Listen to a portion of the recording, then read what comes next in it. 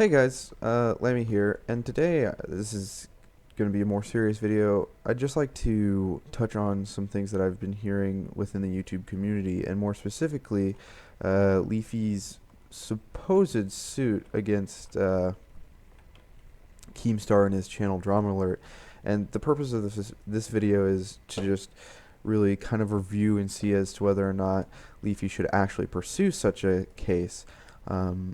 And the way we're going to do this is simply go over some 3 points with some minor subpoints under it, which is just going to streamline the video and make sure it's shorter for you guys and just easier to follow. And I'll put links to any sources that I use in the video in the description below. So the first thing I want to go over is certain harassment cases that you could use against Keemstar, or that you could use as examples of why you might want to put together a lawsuit against Keemstar. And you can go and find tons and tons of things on Keemstar, such as the Alex incident or the Basherverse incident and stuff like that. But I want to talk about a few more one-sided issues specifically that really brings out some things that Keemstar has done that might not be so two-sided. Rather, they are just blatant harassment or bullying on the YouTube as a medium. And there's going to be 3 examples. The first, what happened with Pyrocynical. The second, his threats to dox certain people. And third, the supposed backstabbing, some confirmed and some not. So let's go over the Pyrocynical example. And if you guys follow Pyrocynical's channel, Pyrocynical simply mentioned Keemstar in a video, very unbiased in all reality and not threatening whatsoever. And Pyrocynical was very unbiased, like I had said. And Keemstar's response to that simple mentioning of him and his channel in a video somewhat lost his mind and cool, and went on Twitter making a short clip that I'm sure you've all seen. It is used in quite a few videos, saying that if Pyrocynical wants to swing, Keemstar has files upon files to swing back with, which of course is a ridiculous threat, but still it's a threat. And Pyro wanted to pretty much leave it in the dirt, because he later addressed this in a video that he made specifically about Keemstar a little later. And from what I got from Pyro's video is that he simply wanted to leave it in the dirt. He didn't really want the issues of YouTube drama behind his channel, because, you know, why would you? And Keemstar's, again, his response to this was to keep at it. I believe he rated one of Pyrocynical's streams. I believe he also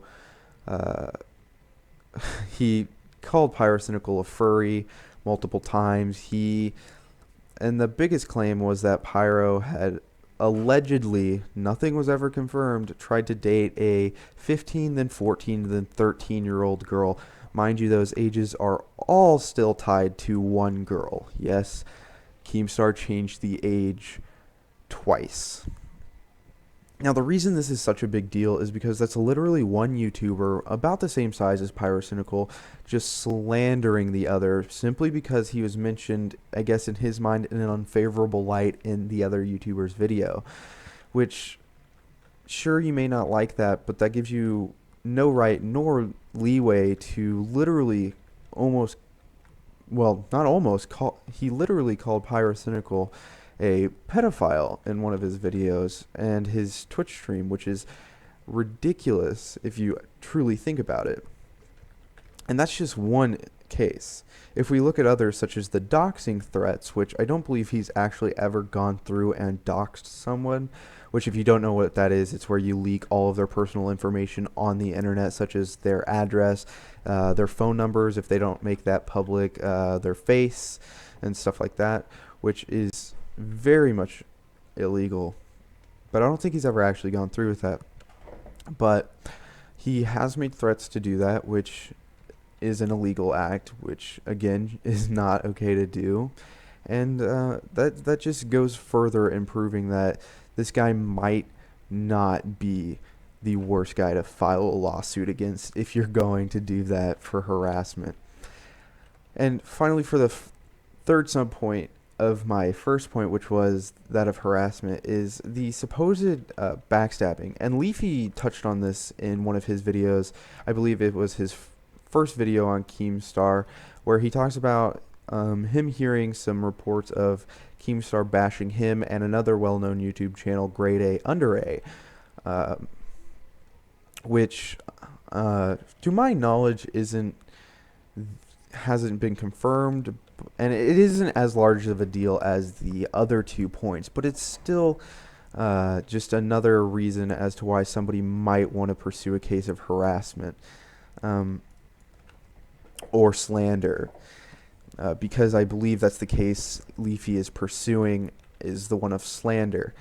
And if you continue following those 3 points in conjecture with the second one that I'm going to bring up, you can definitely start seeing where Leafy is coming from. And he touches on this in all 3 of the videos he has on Keemstar, and that is those of false allegations. And again, this is going to bring me right back to Pyrocynical's case, because what happened with Pyrocynical is Keemstar basically on a Twitch stream called him a pedophile and said that he was not only dating or had tried to date a very young girl, but had tried to perform sexual acts with this young girl, which again, nothing was ever confirmed, because I highly doubt any of this happened, because he said somebody had reported it to him, but he wouldn't give any sources, so it's very shaky evidence and really doesn't amount to anything.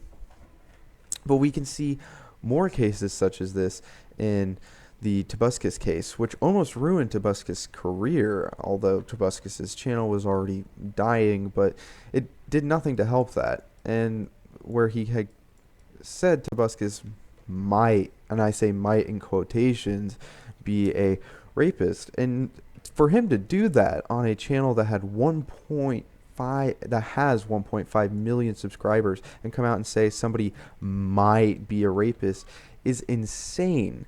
That could ruin somebody's career, and it almost did. And it never came to be anything like most of his allegations, because and a lot of times it's him just drumming up views, and you can see this with his clickbait titles. But for him to do that is wholly uncalled for. And which brings me to Leafy's case. This is going to be the bulk of the video. If you watch all 3, I believe, it might be 4 videos. I might not have watched the very first video Leafy made on Keemstar, but if you watch all 3, I'm just going to stick with 3 because those are what I've seen. 3 videos on Leafy's channel pertaining to Keemstar, you definitely start to see a trend, and that is one of harassment and slander. But more specifically, his newest one, where as in somebody apparently had posted a video to YouTube, and I believe the channel's name was Eki, that was calling Leafy's channel out for subbotting, which is a large deal for a channel that has 4.5 million subscribers. And the video was, I think, around 3 minutes long, but within the video it had a clip of around 4 seconds of someone visiting a site, a subbotting site, and finding Leafy's channel linked to it, which is a large deal. But upon further investigation and I believe pretty much 30 minutes later, it was pretty much disproven, because a bunch of people put up videos showing exactly how you could do that on the exact same site, and it is very simple tinkering with just Chrome's source. So Keemstar got a hold of that and basically did a DramaAlert on it, calling out Leafy. But once the other people had come out and said, hey, this really isn't real, and even the YouTuber who had originally posted the video posted a video, an apology, saying he should have done more research, Keemstar still took it and ran with it, and even made what sounds to be a fake story on it, saying that when Keemstar channel had been somewhat in the dumps now that Leafy had told him to go to a botting site so he could bot some likes to make the dislike bar look a little more favorable, which again doesn't sound real at all. And he couldn't supply the audio, and so again, very shady. Which, even if he had recorded the audio, that would have been illegal without Leafy's consent. So what we have here is a YouTuber of considerable size, a lot of times threatening smaller YouTubers, larger YouTubers, really anybody he can get anything on, and doing so without any thoughts or is there somebody behind me? No, there isn't. Thoughts or cautions, which is very toxic to the community as a whole. And so if a lot of people are saying Leafy shouldn't do it because he's such a large YouTuber in comparison and that he should shake it off. But in my opinion, when we look at the evidence that has been presented and what Keemstar has been doing, I feel Leafy is in the right here. I feel he definitely has a case he can pursue against Keemstar, and that he definitely has reason for doing so. Keemstar has been has multiple times slandered Leafy's channel and others' channel without anything happening, and that's simply not okay. So, following the 3 points of harassment, false allegations, and finally Leafy's case against Keemstar, I definitely believe Leafy should pursue it, and that he definitely has a strong case if he does pursue it. And that's going to be the video for today, guys. Thanks. If you have anything, leave it in the comments, and subscribe if you enjoyed.